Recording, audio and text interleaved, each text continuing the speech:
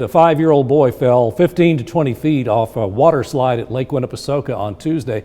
The state of Georgia is investigating, and Dallas Payton looks into what could be next for the child's family. If the family of the 5-year-old boy files a lawsuit against Lake Winnepesaukah Amusement Park and wins it, personal injury attorney Seymour Warren says the payout depends on the severity of the injuries and medical costs. Attorney Seymour Warren explained that if the family finds that the child did not meet the height requirement for the water slide, they may have a valid claim. There's a reason why you have a height requirement. In a 5-year-old child, the height requirement's 42 inches. That's partly by state law. You have to be a certain height to get on some rides.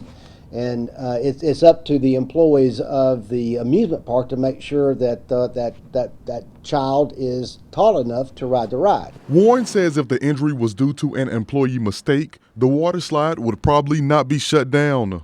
If it was a design flaw, you would see a lot more injuries happening, except just one out of a season. So if it's just a one-off, just a one-time affair, then they should make sure that their employees are properly trained, and they just simply tell someone that is too small or too young to ride just to come back next year. If an employee is at fault, Warren says the employee could be disciplined or even fired. If the child was, engaged in horseplay or not following directions or was told not to get on the ride, he jumped on the ride anyway, of course they would have a defense for that. Lake Winnie management responded with a statement saying, in part, all safety guidelines were observed at the time an adult and the child entered the tube.